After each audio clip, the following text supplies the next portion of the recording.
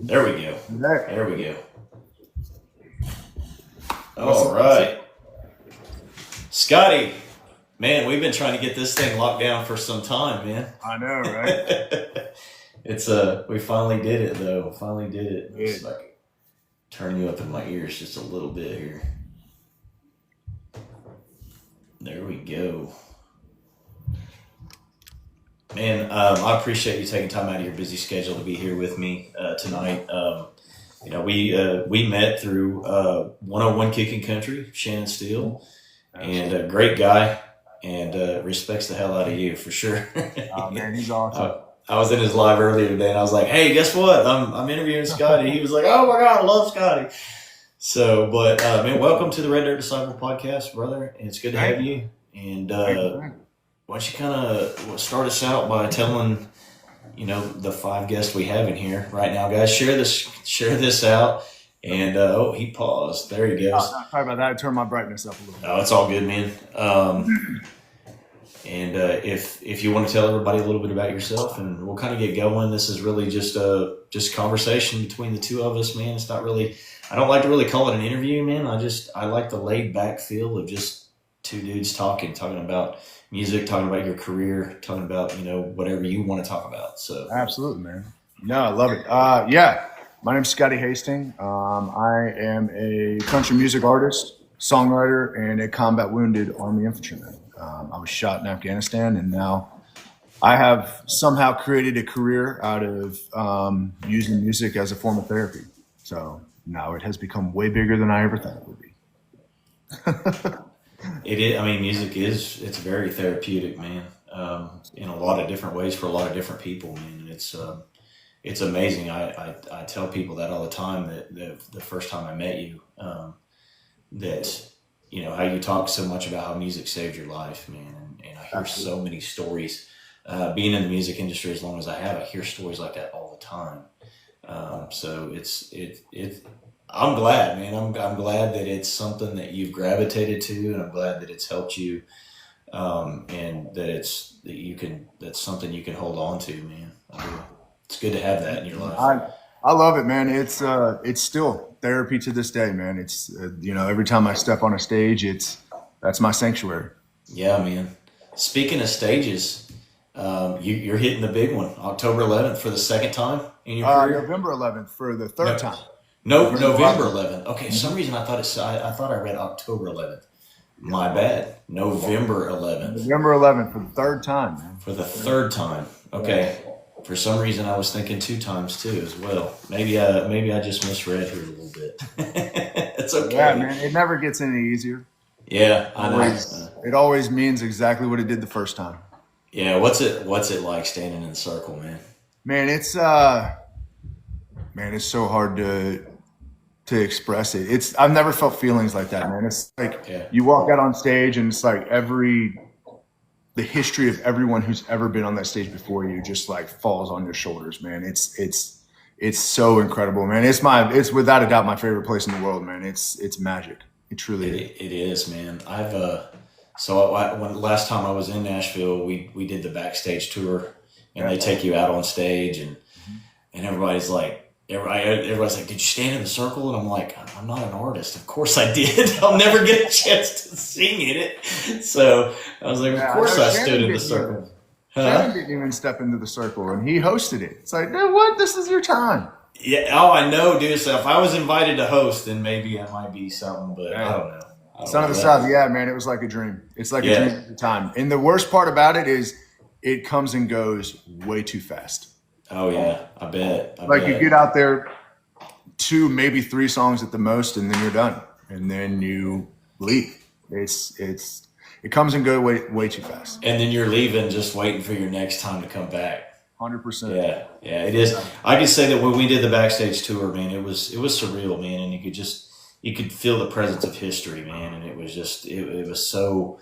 Just seeing, the dressing rooms from the people from, even like the hee haw days and all that, man, it was just so, it was an amazing experience. And then stepping out on the stage was like, this is so cool. This is so cool. It's unlike anything else, man. It's special. It's a very, very special place. Well, I'm happy for you, excited for you. 3 times in your career, and you started what year? I officially started music in 2020. That's when I started learning how Yeah, to play guitar and learn how to write songs and stuff like that. yeah. So from 2020 to 2025, man, you've made some leaps and bounds in 5 years, man. That's Man, awesome. it's been insane. I mean, Yeah, I've done things that I never thought I would ever in a million years ever do. I mean, yeah. it's unbelievable. It truly is, man. And you just recently signed. How long you been with Black River? I've had a record deal and a publishing deal with them for 3 years now. 3 years. Almost 3 years. It's coming up on Yeah. three. How's Yeah. that? How's that? How they treating you, man? They treating you Man, they're good? great, man. Yeah, One of the things that really sold me on them is that they're like family. I mean, it's a yeah, small independent label, and I mean, we got Kelsey Ballerini and Chris Young and Marin Taylor, but yeah, man, it's like family out there, man. It yeah, truly is. yeah. They're always there for you. They're always there to support. It's amazing. That's good, man. That's good. It's good to have that support system for sure, and to get to work alongside with some of the some big names as well. Man. Absolutely. That's awesome, man. I love it. That's I awesome. I love it. really love it. So you got you've got several tracks out. I mean, all streaming platforms. You guys can see behind me. You can hit all his streaming platforms. You can download, stream, whatever. But he's got several songs out. He's even got some Christmas songs on there, as we discovered. I got one Christmas song. Silent Night. We know that. Absolutely. I don't think I'm gonna make it a thing to keep doing Christmas songs. I feel like everyone does that. Yeah, yeah. But that one was special, man. It's got a great story about when they came together in a wartime, and I mean it was absolutely beautiful, man. The story's incredible, and it just shows what music can do. Yeah, absolutely, 100%, man. We can go on and all night about how powerful music is, for sure. And that's why I love the industry. That's why I've been in it as long as I have. It's just there's just some of those songs, man, that you'll never forget, that just always speak to you every time you listen to it, man. So, but you got a new track coming out here pretty soon, or no, actually, your newest track is already out. Yes. Because I was actually listening to it earlier, Scars, Mm-hmm. which is phenomenal, by the way. I love that song. Like, Thank you. Tell us a little bit about that, man. Yeah, man, that song, what we put out is the acoustic version of it.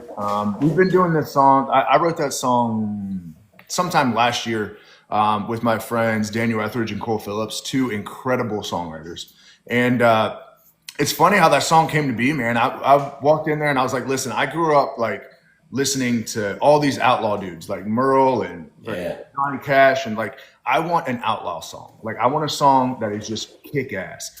And they were like, all right, so let's write that. And then somehow we shifted into me getting shot in Afghanistan and the scars that were left from that, both physical and emotional and mental. And then out of nowhere, that damn song came, or that conversation led to that song. It was like, man, like, let's talk about the scars and not being scared to live life that you might get another one. Yeah. Yeah, it's amazing how that works when you start getting together, and especially with other writers, man, and things just come together. It's almost like it was meant to be, because, me knowing that you were a Purple Heart veteran, I never really knew the story, right? Like I knew that you got wounded in battle, and I knew, it just in conversation or whatnot, but I never, so the song really kind of puts it to life, man. Like Yeah. that's amazing, man. It's amazing you can do that, bro. For Thank you. sure. So, is it gaining good traction? Yeah, man, it's cool. Like we put out the acoustic version because we've been playing it acoustically, and we Yeah. always loved the way that it sounded acoustically. Especially like, I'll go and play shows with like what we call the power trio, which is me with an acoustic, my guitar player with acoustic, my other guitar player with an electric, and then a cajon behind us, and that's like my power acoustic show. And we've been playing it like that for, God, man, almost a year now, and we always loved it. And we were like, dude, let's just put it out. Like, let's just put it out like this. Let's just see what happens. But yeah, man, it seems like everyone's really navigating toward it and loving it. So I'm loving it, man. I've been streaming it quite a bit, actually, and I'm a sucker for acoustic anyways, man. Everybody knows me, anybody in the chat. I'm a sucker for, I could sit and listen to acoustic music all night long. Oh yeah. Like, I love acoustic stuff. I've always have. And Yeah. you know, it's crazy. Like I play a lot of full band shows, but 90% of what I do is that power acoustic trio stuff. I mean, I do a lot of military organizations and stuff like that, and they all want like a more tell my story and play music. And the best way to do that is acoustically. Right. Yeah. Absolutely. 100%, man. So you do actually, and you're involved in several organizations and stuff that have to do with veterans. So I read that in your press release, and you want to talk a little bit about some of those, man? Yeah, man. Know what's out there? You know, PinFed has become a partner of ours. PinFed Foundation. Their whole thing is to empower veteran entrepreneurs, and it's incredible what they do. They truly take these veteran entrepreneurs and they put them in rooms with people who are, you know, on the own Fortune 500 companies and stuff, and they teach them the best way to go about doing it. It's incredible what they do, and you know, they have become a really great partner of mine. Creative Vets is another one. They use the arts as a way to help combat PTSD, depression, anxiety, all that stuff, which is something I know a hell of a lot about because that's what I do. Yeah. You know, Guitars for Vets is another one. It's a VA. You go into the VA and you say that you want to get into learning how to play the guitar as a form of therapy. And then you get linked up with Guitars for Vets and you go and you take guitar lessons. And at the end of 10 weeks, you get a guitar and you graduate, and then you have a community of other veterans that learn how to play guitar together, and they always like jam out and stuff like that. Nice. Organization's amazing, man. And there's so many organizations that I've been a part of. Tunnel to Towers is another one. I mean, we all know them. I mean, the Gary Sinise Foundation, Lieutenant Dan. I mean, he's become a dear friend, and but no, I mean, there's so many incredible veteran organizations out there, and from someone who's a veteran and been through a lot of hard times and needed veteran organizations. I mean, dude, they saved my life, and it's so easy to say yes to veteran organizations that truly walk the walk, man. Yeah, it's great that you get to, you know, you're in a position in your life now that where you can get back, you know, because you know, I'm sure that you took advantage of some things to get help, and now you're able to kind of turn around and give back. And so that's amazing. And speaking of Gary Sinise, like you mentioned him, he was actually your first invite. Like he personally invited you to the Grand Ole Opry for the first time you played, right? Yeah, man, that was crazy. So there's a whole backstory to this, man. So after I got shot, I was at Walter Reed, and Gary Sinise came. And it's funny, they were like, hey, by the way, you know, Gary Sinise is here and he's making his rounds, trying to meet all the, you know, the servicemen and women who were injured. And I'm like, who the hell is Gary Sinise? And they're like, Lieutenant Dan. And I was like, oh my God, dude, I want to meet Lieutenant Dan. Like, hell yeah, man. Like, I would love to meet Lieutenant Dan. So they tried to put off a surgery for me. They pushed it back as far as they possibly could so that I had a little bit of time to possibly try to meet him. Unfortunately, he never made it to my room, and I had to go into surgery. And it's funny, when I got out of surgery, I woke up and immediately I was like, Lieutenant Dan's still here? Like, I was woke up like crazy asking about Lieutenant Dude, that's Dan. awesome. And they're like, man, it's like 10 o'clock at night. Like, no, he's not here anymore. So I was like, oh man, like that sucks. Like, I really wanted to meet him. And then randomly, man, like 13 years later, I was talking to the people at PinFed, and they were like, oh, we're actually going to go meet with his team. Like, we'll tell the story about how you've always wanted to meet him, you never got the chance, and you know, we'll give him your email address and we'll see what happens. And literally, Gary emailed me the next day. It was like, hey man, heard you've been looking for me. And so we became kind of like email pen pals. Like, I would send him songs I was working on, and he would send me different movies he was like looking at and all this other stuff. It was amazing. That's awesome, man. Yeah, man, we talked all the time over email. And then I went to go tour his foundation because it's here in Franklin, Tennessee now. Okay. And I walked in, and I was looking through the museum part of it because he has like I mean, it's truly a museum. Like, he has something from every movie, every TV show he's ever been a part of. Anything he's ever done is in this one giant room. And I was walking through there just looking and stuff, and Gary walked in, and dude, I ran up and grabbed him and gave him a hug, and I said, dude, 13 years I've been waiting for this, man.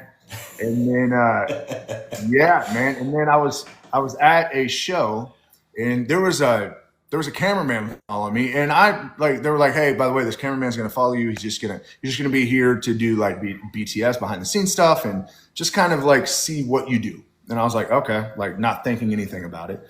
And so we got done with sound check at this event, and I went down to the green room, sat in the green room, and everyone was sitting there, and my manager was like, by the way, you're gonna get a phone call from a reporter who just wants to ask you some questions about being here in DC and doing all this other stuff. And I was like, yeah, cool. Didn't even think about it. It happens all the time. And so I get a phone call, and I wasn't even paying attention, and I answer it. And I was like, hello. And immediately, man, as soon as he said, Scotty, I knew the voice. I was like, holy shit, like Gary Sinise is calling me right now. Right. And yeah, and then that's when he was like, man, like, you know, it's the 30th anniversary of Forrest Gump. We're doing something special at the Grand Ole Opry. We would love for you to be there to make your Grand Ole Opry debut. And I just started crying, man. Dude. I mean, the Opry is like, it's the mountaintop, man. Yeah, when you get a chance to be there, like, that means you're doing something. That means something. Exactly. It was amazing. And yeah, and me and Gary have become very, very close friends ever since. That's awesome, man. That's good stuff, man. I love stories like that. It's amazing, and I tell because I work with a lot of independent artists, and I actually manage a couple. One of them's in the chat, DJ Rittenhouse, and I have another one here in Oklahoma with me that I manage. We're getting ready to go record some stuff in Colorado in a couple of weeks with another artist, Son of the South, which is also in here. Nice. And but I tell artists all the time, network, because you never know who you're going to reach and who's going to really believe in you, that's going to help you in your career. For real. That's something that I learned here in Nashville. Yeah. Your network is the most important thing that you can do. 100%, man. Like your talent in Nashville can only take you so far. Your network can take you beyond anything you ever thought possible. 100%, 100%. And here just a little bit, kind of before we're closer to the end, I'm going to open up the chat for questions if you're okay with that. Yeah, and absolutely. We'll have some people ask you some questions because I know there's probably some musicians in here that may be like, hey, maybe you give them some advice. And I know you've done that on Shannon's show. That's actually how we met. I got put up in the box, and I didn't really ask any questions, but we just talked. Sure. But yeah, I mean, just recently, so I'll be back in Nashville here for the Josie Awards coming up. Nice. And I'll be in the Media Village. I'll be doing interviews at the Josie Awards. Nice. And the guy the PR guy that handles that is his name's Barry Rogers. And him and I have talked a lot the last week or so. And he asked me the other day, and he was like, it's kind of, not like your story, not as wild, but it's neat to see how networks, I'm telling this to tell how networks work, right? Because, networking with him and talking to him about, what's expected of me at the Media Village and whatnot, and blah, blah, blah. We've talked more and more and more. And now it's like we're talking daily now. And he's like, man, do you know Barry Corbin? And I'm like, why do I know that name? Like, I'm sitting there thinking, like, you put me on the spot, right? And then I got to thinking about it. I'm like, Barry Corbin, Lonesome Dove, Urban Cowboy, The Ranch, with Sam Elliott, and the actor Barry Corbin. I'm like, yeah, the actor, and he's like, yeah, he's like, he goes, I book events for him. He does the Barry Corbin, an evening with Barry Corbin. He does those, where he kind of just tells some of his stories about his music career and being involved in Westerns and all that stuff. Yeah. And he's like, man, I'd really like to get him to Oklahoma, man. And he goes, I want to introduce you to him. Barry would love you. And I'm like, what? Hell yeah, what's going on right now? But it's just a testament of how networking, I mean, it pushes you further in what you're trying to do. Absolutely. And so I preach it all day long, man. All day. Yeah, I mean, it is truly the single most important thing you can do in this industry for sure, especially in country music, because it's so small, man. That's you come into Nashville and you think like the industry and this genre, it's massive, right? And then you get here in Nashville and you realize everyone is freaking connected to everybody else. Like Yeah. everyone knows everybody. So yeah, I mean, it's so important, especially in Nashville, more so than anywhere else, I feel like. That's another thing I'll say too is you never know, like, don't talk trash because you never know who you're talking to that's going to get back to the Absolutely, person, you know. So, Absolutely. you know, whether you don't like somebody in the music industry or not, keep that shit to yourself, you know. There's been so many artists that have been blacklisted because they said too many things to too many. Absolutely, and not even just that, but people like me, media personalities. You know, we got to be careful what we say too. And you know, I mean, obviously, artists I'm not fans of, but I'm going to keep that to myself. You know, they're doing their thing. I'm going to do my thing. It's none of my business. So, you know, man, you've worked with Lee Brice and Dolly Parton. Yeah. Let's talk about that a little bit. Yeah, man, that was crazy. Lee Brice has since become a very dear friend of mine. But dude, that was insane. So when I was at Walter Reed, we were at an event, and at these events, they always play music. And this song came on that I'd never heard before, and it like grabbed a part of my soul and my heart that I didn't even know existed. And I cried like a baby. And in those 2 hours that I was crying, I made the decision that I was going to live my life to the fullest. I wasn't going to let my injury dictate my life, and I was going to live my life for my best friends who never got the opportunity and will never have the opportunity. Yeah.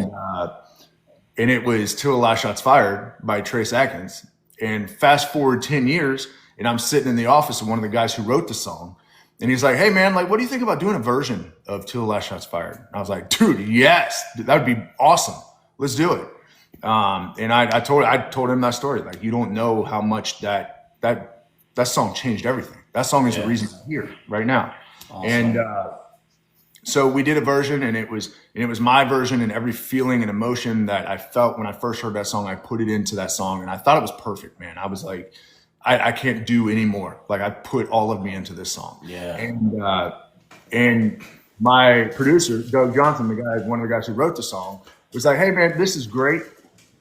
What do you think we reach out to some other artists and see if they want to be a part of it? And I was like, hell yeah, man, that'd be awesome. Like, send it to everybody. Let's see what happens.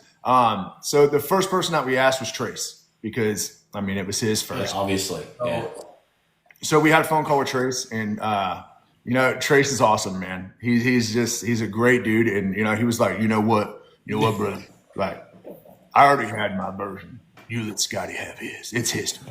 It was like I can totally hear that too, man. It was like a little passing of the torch from Trace, man. It was awesome. But also I was like, damn, that would have been cool, you know? Yeah, right. So yeah, and then we asked Jamie Johnson, and unfortunately Jamie was going through some health issues at the time. He was really sick, and he wasn't able to jump on and do it. He wanted to be a part of it, but he was just sick at the time. Yeah. So then we reached out to Lee Brice, and Lee immediately was like, hell yeah. Let's go. Like, I want to be a part of this. And a testament to who Lee is as a person in general. He was like, man, like, I don't care what part I play in this. I just want to be a part of what you're doing with this song. Like, this song is amazing. And so then we had me and Lee's version. And again, I thought it was perfect. I mean, it was amazing. Lee is unreal. Like, probably one of the most underrated voices in country music, for sure. And watching him, like, I got to go in the studio with him and watch what he does, and watching someone who's been doing this for, like, God, a long time. Yeah. Like, do what he does best. It was incredible, man. And I learned so much from him in the studio about being in the studio and how making like the time work for you. And it was amazing. But yeah, and then we had that version. And then 2 weeks later, my producer, Doug Johnson, again calls, and he's like, hey man, Dolly Parton wants to be on this song. And I was like, dude, why are you calling me? Let Dolly have it. Like, let her do it. Right, let's go. Like, yeah. It's Dolly Parton, man. Yeah, like, no doubt, right? Yeah. And so we got, you know, he sent it out to Dolly, and Dolly did her part. Unfortunately, I wasn't able to be there. I wish I could have, but I was playing a show somewhere. I think I'm maybe in Oklahoma, actually. But then I was on my way back, and I got a call, and he's like, hey, man, I have Dolly's version. Like, do you want to hear it? And I was like, again, you're making phone calls I feel like we don't need to make. Like, just send it, please. Like, I want to hear it. And man, I had to pull over on the side of the road. Like, I lost it. Man, I was crying like a damn baby, uncontrollably crying. I had to pull on the side of the road and just like take like a while to just get myself back in line. It was like, man, I've heard that song, I've sang that song, I've listened to it thousands of times, man. But it's like when Dolly comes on, it's so angelic and so beautiful the way that she comes on, and I get cold chills every single time she comes on. And and man, I can't thank them enough for not only being part of that song, but being part of my story and my journey and getting where I'm at. I mean, at the time when they joined that song, like I was a nobody, man. Like I had just signed a record deal. I didn't have any followers on any I social. lost sound. Hold on 1 second. I don't know what happened. I lost sound. Give me 1 second.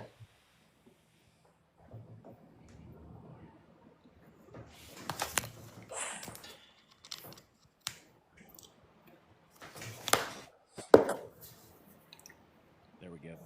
There we go. All right. Yeah, I don't know what happened, but we lost sound. We're back. We're back. Technical difficulties. All right. Carry on. Sorry. But yeah, man. I mean, I can't thank them enough for not only being part of that song, but being part of my journey. I mean, at the time when they came onto that song, like I was a nobody, dude. Like I had just signed a record deal with an independent label. I had no followers on social media. I didn't even have any music out at the time. Like it was amazing that they wanted to be a part of this, and not even really knowing who I was, just based off of what they heard. I mean, it was amazing. Yeah, that's awesome, man. That's good stuff, bro. Hey, usually what I do, and if you want to, you don't have to, but we're kind of almost 30 minutes into this thing. But typically, I usually have, if you want to play a song, Yeah, dude. maybe guitar. Yeah, man. I got a couple. Let's go. Let's see. Let's see. Let's do the one that you were just talking about that you liked.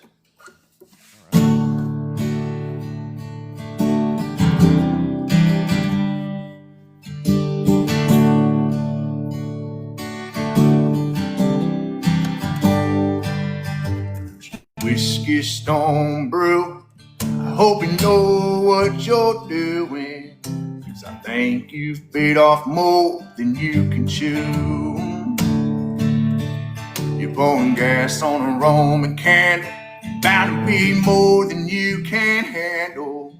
And it ain't too late to snuff out this fuse. If you wanna dance with the devil, brother, that's just fine. But it ain't my first and won't be my last time. I caught two to the chest, thank God for that vest, or I wouldn't be here right now. I got one on my side, laid down on road, glide, damn thing couldn't slow me down. If you're feeling froggy, meet me out behind the bar. Give your first swing, you're gonna need a head start. Seeing stars before it goes dark. I'll be lying behind county bars. I ain't scared of scars. No, I ain't scared of scars. I got them on my hands. Yeah, I've got them on my boots, and I still got a few more left to get. But no, it ain't too late to run. I'm gonna make it 2-for-1, and I ain't got a single one I regret. I caught two to the chest, thank God for that vest, or I wouldn't be here right now. I got one on my side, laid down on road, glide, damn thing couldn't slow me down. If you're feeling foggy, meet me out behind the bar. Give your first swing, you're gonna need a head start. Seeing stars before it goes dark. I'll be lying behind county bars. I ain't scared of scars. No, I ain't scared of scars. I got two to the chest, thank God for that vest, or I wouldn't be here right now. Got one on my side, laid down a road glide. Damn thing couldn't slow me down. If you feel the fog, you meet me out behind the bar. Give me first swing, you're gonna need a head start. Seeing stars before it goes dark. I'll be lying behind county bars. Ain't scared of stars.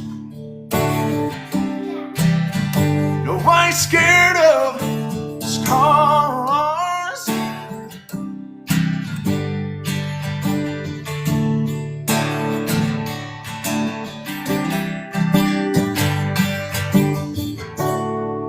There you go. Let's go. I'm gonna give you one of these, bro. Let's go. I do that. I do lives occasionally on here. Actually, every Tuesday night I have open box for musicians to come in, play acoustic, whatever.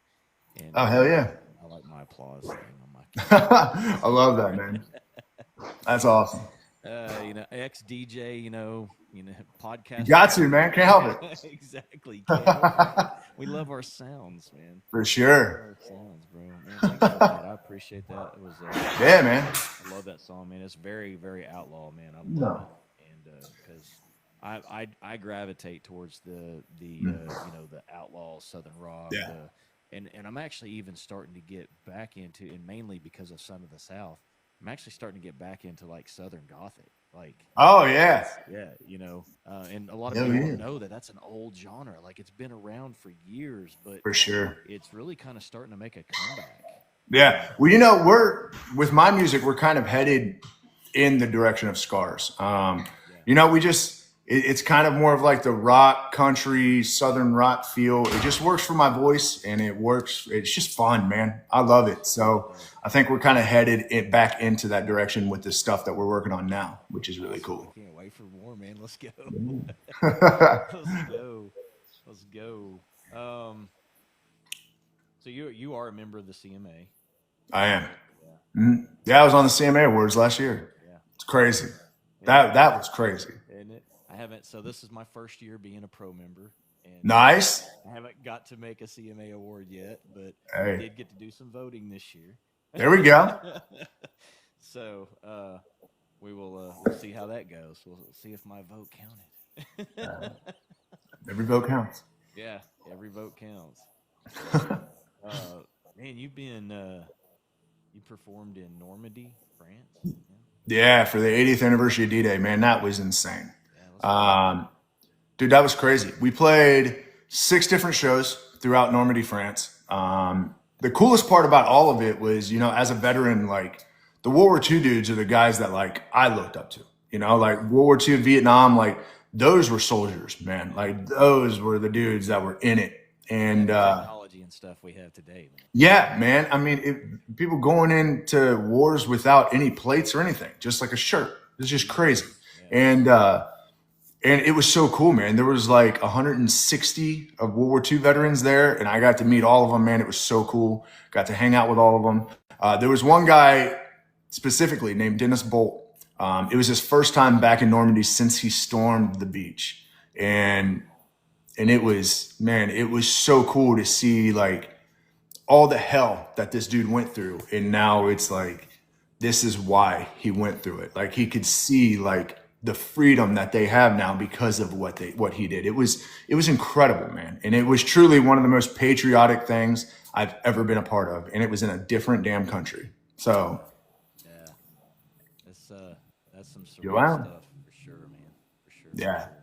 Yeah, it was truly amazing, man. It was one of the most amazing things I've ever been able to be a part of. It was incredible. That's great, man. That's awesome. 6 different shows. Yeah, 6 different shows all throughout Normandy.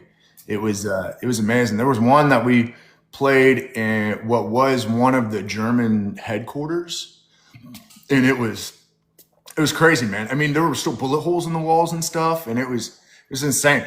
We were at that place, and the stables were older than our damn country. Wow. It was like, what? Like, this is crazy. Oh, there's old Steely right there. There's Steel. I sent him the invite. I was hoping he was going to come in, man. Shannon, welcome in, brother. It's good to have you in for sure. Just enjoying my visit with Scotty here, and we've been talking about a lot of good stuff, man. And so you've opened up for some pretty big names: Lee Bryce, Dave Grohl, Jansen, Jelly Mhm. Roll, Craig Yep. Morgan, Mhm. Parmalee, Tanya Tucker, and dude, some good names, some good names. Yeah, man, I've been unbelievably blessed, man. Yeah, I mean, Craig Morgan has become a really close friend and kind of a mentor of mine. Hmm. Um, Craig he's incredible. He's a veteran as well. Well, he's active duty now again. Okay, yeah, For whatever reason, he thought it was a good idea to go back. right. But no, I mean, he's what I want to be. It's so easy in this industry as a veteran to be labeled as the singing soldier. And I never wanted to be that. I want to help people with my music, and I want to help people with my story, but I don't want to be the singing soldier that goes every time you see something that is whatever veteran related in some way, shape, or form. It's like, oh, of course Scotty's there. I don't want to be that. I don't want to be the singing soldier. I want to be a country artist, and Craig has done it better than anyone I've ever seen. Craig he has an incredible collection of songs and an amazing career, and he's become a really, really close friend and mentor of mine. I call him probably every other day asking advice. Awesome, man. That's Yeah, and awesome. we're looking at possibly doing some more stuff this next year as well together. So Good, man. I can't wait. It's gonna be awesome. I yeah, can't wait. So, like, out of all those, though, like, I mean, it's probably safe to say that Craig's probably been one of your favorites because you've gotten so close to him. But like, yeah. what was your favorite show out of all those? Not Oh favorite person God. to open up for, but favorite show out of all Oh those. man, favorite show was without a doubt the very first show I ever opened for any artist was Dave Grohl. Um, and it was a veteran specific event before the Super Bowl in Arizona. And it was one of the most amazing things I've ever seen. I've never seen someone who's so good at something be on stage and like watch him project his energy and see it like thrown right back in at him. It was incredible. And honestly, it's amazing. That's my favorite part when I open for these dudes is to like go stand side stage and just watch what they do. Like Craig has been doing this forever. Lee puts on a hell of a show, and he's been doing it forever. And just watching how they do things and what they do and how they interact, I mean, it's so amazing, man. And yeah, I mean, Jelly Roll was he's another guy who's become kind of sort of a friend. I mean, we're friendly when we see each other, but I don't call him all the time, but Hanging out, yeah, yeah, I yeah, mean, we're not hanging out and stuff, but he's right, a great dude, and I yeah, mean, he was really cool when I opened for him too, and he even gave me some really great advice. I mean, it was it's really cool, man. Every artist that I've interacted with and seen and worked with in some way, shape, or form have been really incredible, man. And it's super it's humble, it's yeah, it's yeah, man. It's been really cool to just be just be welcomed into this world, yeah, yeah. into this industry. It's good to reflect and think that because sometimes those on the outside they kind of wonder, okay, well, we really wonder what he's like, Yeah. I really wonder what his personality's like. Mhm. So like for someone like you to come on to my podcast and actually speak so well of him, that's amazing. And Yeah. hopefully people can go, hey, Scotty said that Craig was a great guy. He said Lee's a Yeah. great guy, so you always suspect it, but it's good to Yeah. hear it, right? Oh And, yeah. and to know that humbleness is still in them. For So sure, it's man. I haven't worked with any artist that even behind closed doors when it's just us, like right, that isn't just an incredible person, man. I mean, like Jelly Roll, like what you see in the public eye is what he really it, is. yeah, I yeah, mean, that's just who he is as a person, man. I mean, he's just a great dude, and he's so positive about everything, man. yeah, And it's absolutely, great. And even Bunny, dude, Bunny is an amazing person too. yeah, I mean, everyone that he surrounds himself with are great dudes, great yeah. people, and yeah, it's awesome. So my artist, Mama Bear Music, joined the chat just a little bit ago. It's Bonnie Ray, Mama Bear Music by Bonnie Ray. Nice. Dude, when we get her stuff recorded, I'm gonna Mhm. send it to you because, dude, everybody I've talked to is like, man, she reminds everybody of a young Dolly Parton. Really? Yes, yes. Dang. Like so, she came to Nashville with me back in June when I did the CMA 10 interviews, independent artist interviews live from CMA. Yeah. She came with me, and she was one that I interviewed. And everybody, when they saw that interview, they were like, "Oh my god!" Like, I had labels call me, and they were like, "Man, she's like a young Dolly Parton, man." Like, That's amazing. like, she just her demeanor and the way she Yeah. carries herself, and I mean, that's a everything. hell of a person. That's a hell of a compliment, man. Absolutely, Dolly, man. like Dolly's one of those people that you will never find anyone that has something bad to say ever. Yeah, yeah, Like, absolutely. I can see it. I can yeah, see it. So, but yeah, Bonnie looks up to her, always has, and she grew yeah. she grew up in the bluegrass. Her parents were traveling bluegrass. Oh, that's awesome, man. I grew up in Kentucky, so I know how that is. Yeah, right, right. So Absolutely. that's awesome, man. It's good stuff. Got off a little bit there, but I tell you what, guys, we're probably about it's like 19 minutes away from the top of the hour. So what I'd like to do is, if there's anybody in the chat that has any questions for Scotty, feel free to ask. If he don't feel comfortable asking it, or answering it, he probably won't. But ask away. I'm pretty open book. Yeah. Now's your time. Now's your time. Tunes and Throttles is another good podcast. He's somebody I collaborate with from time to time. Hell yeah, that's amazing. Any questions? Any questions? I'll keep it silent for too long here. I know some of you artists that are in here that I work with all the time have got to have some questions. Oh, when am I coming back to Philly? Ooh, sometime this next year for sure. I love playing in Philly, so we'll definitely be back. I love Philly, or like kind of like the Philadelphia, New Jersey line. Usually I'd stay like right in that area. What's the hardest thing you've had to overcome as a new artist? My disability, honestly. I was shot in Afghanistan, and I have nerve damage in my hand. I have no feeling whatsoever, and I have like this much movement in my fingers. So learning how to play the guitar was truly one of the hardest things I've ever done.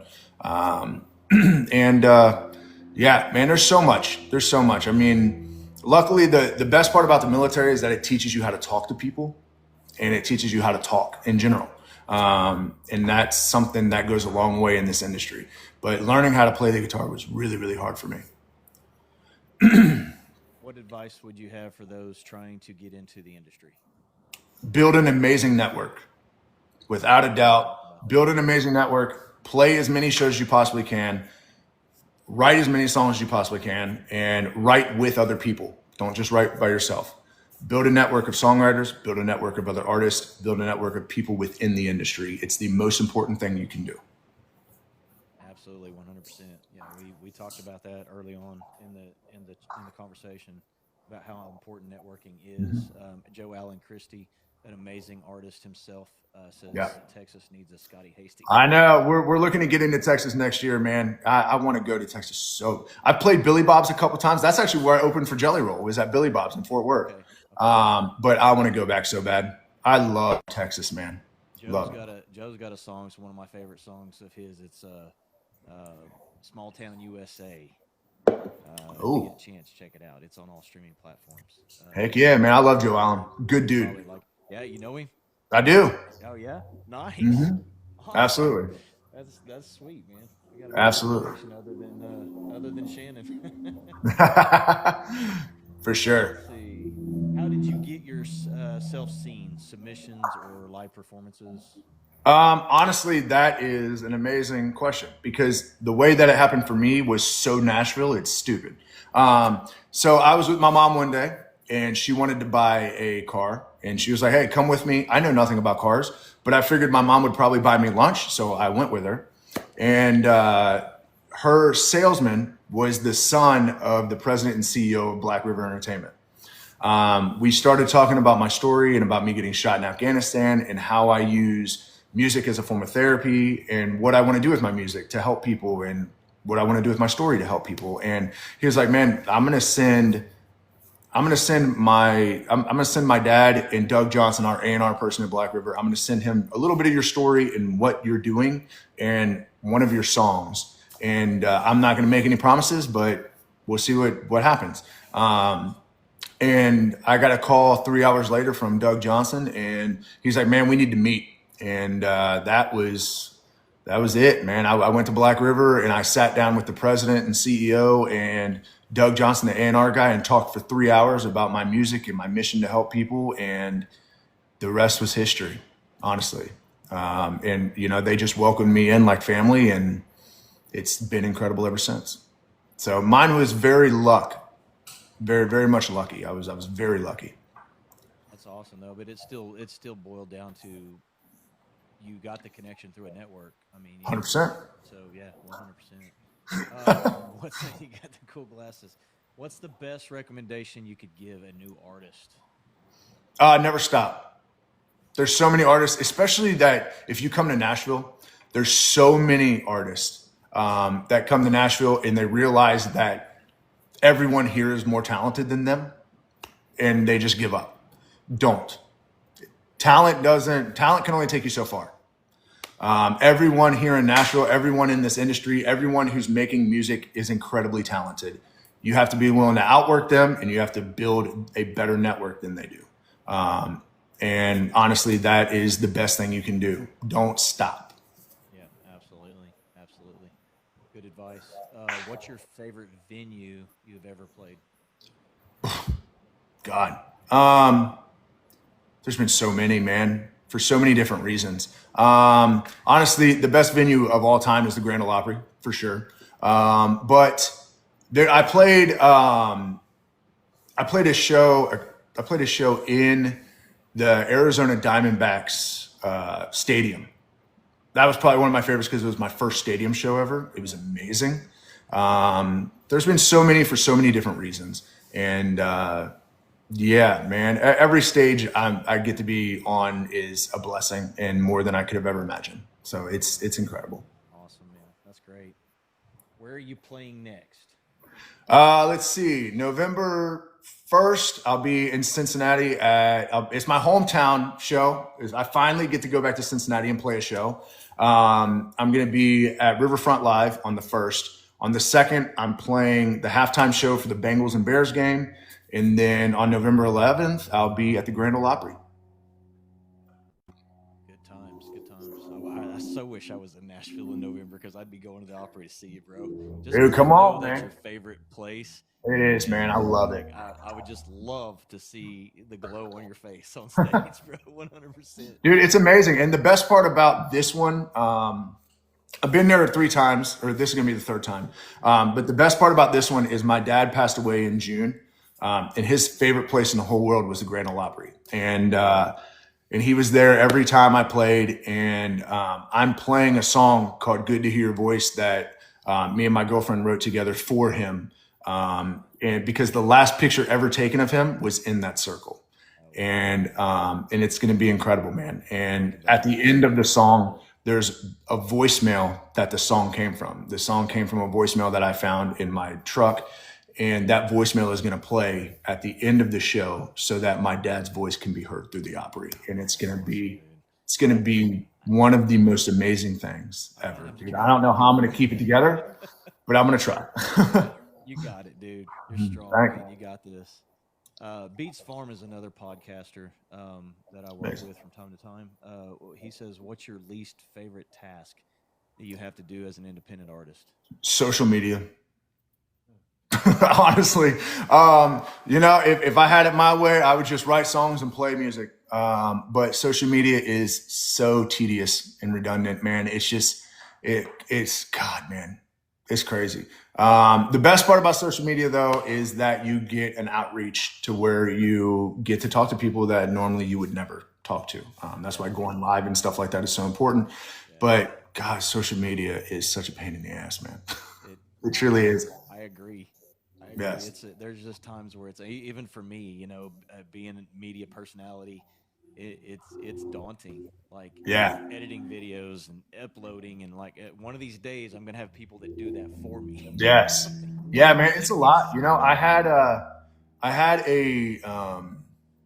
had like a content manager for a while, but yeah, man, it's just even that. I mean, There's so much in this industry that when you get signed to a record label that they don't tell you, I didn't realize how much more work it would be once I signed my deal. It's so much more compared to what it was as an independent artist. As an independent artist, like, it was all on me. I was in charge of everything. But when I signed my deal is when the work really started. I mean, at this point you have, with a label, you have people who are telling you what to do, when to do it, how to do it, and what you need to do. And it's always consistently happening. And yeah.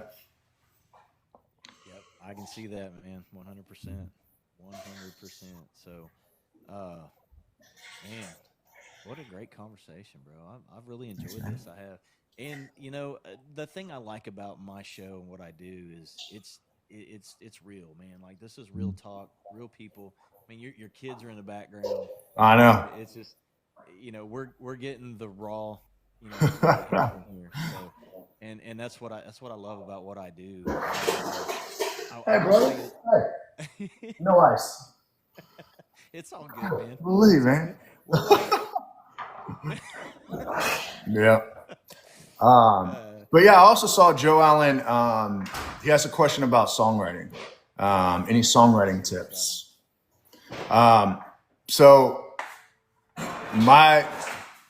Hey, no ice, dude. So my biggest tip for songwriting is to write with everybody. You never know. I mean, there's so many people that I've met here in this city that went into a co-write and they wrote a song and they never thought anything of it. But one of them had a connection with some artist who randomly blew up, and that song was the song that blew up. And now they have publishing deals and they're making shitloads of money. So you truly never know, man. Write with everyone you possibly can, and write as much as you possibly can. Absolutely, 100%. Joe also said, who's your favorite artist? But before you answer that, I'm also involved in a songwriting school, or not school, camp at one year down in Texarkana. Tammy Marler music camp, and I go down there once a year, and I usually do some coverage with my podcast and stuff like that. But it's fun setting in those breakout sessions, and even being involved in some of the writing. I don't want to ever take credit for it because I'm not a songwriter, but there's been times where I'm like, I'd put my 2 cents in and they went with it, right? So that it's cool. And so, yeah, it's definitely never turn down the chance to get involved in songwriting if for sure inspired to do. 100%. I'm in writers' rooms all the time throughout the week with writers I have no business being in a room with.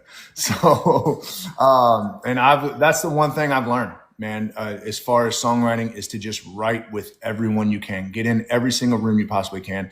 Build your network of songwriters so that you can write with them. Again, a network is the most important thing you can do, including songwriting. So just for the record, Joe asked this and I didn't. Who's your favorite artist? Garth Brooks, dude. We already knew the answer. Joe, you already knew the answer to that, I feel like. We've talked about this, I feel like. No, Garth Brooks is, I have so many great memories with my dad and listening to Garth Brooks cassettes. And man, he's the one that made me fall in love with country music. I'm a little biased when I say he was my favorite growing up. And I still listen to him today. So people can absolutely, man. It's just his music is what made me fall in love with country music. Yeah. Honestly. And it showed us what country could be. At the time, country, when he first started out, I mean, it was stand next to a microphone and play your songs and then get off the stage. Then Garth Brooks came along. He's running around the damn stage and putting on a performance and has songs that people love. And he showed what it could be and what the live show could be. And it was really cool, man. Yeah. He put entertainment in country music for sure. Sure. If you ask me, I mean, how many years in a row consecutive he got Entertainer of the Year? 100%, man. And he was one. I think he was like the first, and I think he was the first country artist to really take country like worldwide. Yeah, absolutely. So, yeah, man, he's done a lot for country, honestly. He has, and he still is. I mean, he's still, he may not be out making records and stuff, but he's still involved. 100%. Absolutely, man. I've met him. I've had the opportunity to meet him. He is one of the nicest people I've ever met in my entire life. And yeah, I mean, you talk to him and you're like, oh, there's Uncle Garth. You know, it feels like your uncle just walked into the room. You know, it's crazy. So have you heard? I've got a good friend of mine that lives in Nashville, works in Nashville. She's also a singer songwriter. But her and another guy did a song, Brother Joe. They did a song called "Remember the Dance," and Oh, and Garth Brooks actually has seen it. Like there's a really? video of him like tears in his eyes and like. That's crazy. But yeah, if you get a chance, look it up. It's called "Remember the Dance." It's Yeah. AL and Brother Joe. And it's Hell yeah. ALE. I will. Well, you know what's crazy? I got a crazy story about Garth Brooks. So, first time I ever got to meet him, I was doing this Good Morning America thing with him.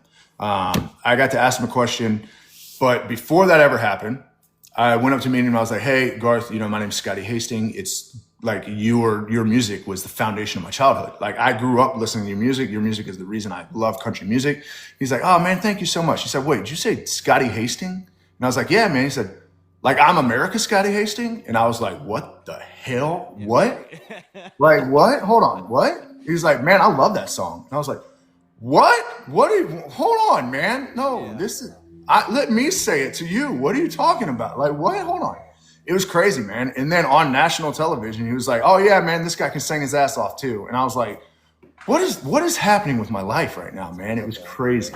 Yeah, that's good stuff, man. I love it. I love it. And I appreciate you again. Thank you, man. You know, taking time out of your family time, you know, and hanging out with me tonight. And I'm glad we got to meet. You know, big thanks to Shannon Steele for introducing us. And bro, I'm gonna tell you, like 100%, I've been at this podcast thing for a year, and you're my first CMA artist that I've gotten to actually. Oh, amazing, man. Most of the artists are, you know, just getting started. Yeah. You know, they're out there grinding. They're those independent artists that you once was, and so Absolutely. it brings hope to them. And a lot of them are in here watching this, and so. I want to take the time now to just encourage them to look at what's going on here, and you know, you can do it. You can, you know, hang in there, keep grinding, network like crazy. 100%. And good things happen. And always, my favorite motto, and everybody knows this, is stay humble, hustle hard. Like Always, man. Always. 100%. Absolutely. But man, Scotty, it was a blessing, an honor. Thank you so much. Man, I look forward to getting to speak with you again. And maybe one time I'm in Nashville, we get to hang out or something. I don't know. Let's do it. Who knows? Maybe we'll wind up in a writer's room together. Let's do that too. I'm in. So, all right, cool. I'll take you up on it, man. Hell yeah. So I'll have to let Heather know. Yeah, please. Yeah, that'd be great. But yeah, man, appreciate it, brother. And I kind of have a little thing at the end of my show here. You can stick around for it if you want to. But I am a man of faith, 100%. And so, but I appreciate everybody coming in and watching and getting to know Scotty a little bit better. And I have another interview next week with the CMA artist from Women Behind the Lyrics, the documentary that's being recorded. Being produced right now. It's called Women Behind the Lyrics. Amazing female vocalist. All women are members of the CMA as well. So Scotty got to be my first before them. Before they. What's funny is I had to reschedule all of them. Like so, it worked out where now I'm actually doing all of them at once on their tour bus next week. Oh, nice. So, yeah, that's awesome. Well, remotely they'll be on their tour bus. I'll be sitting here. Yeah. But, anyways. Guys, remember, Jesus loves you. I love you. Stay humble. Hustle hard. Let's go. Thanks, Scotty. Appreciate it. Thank y'all. Have a great night.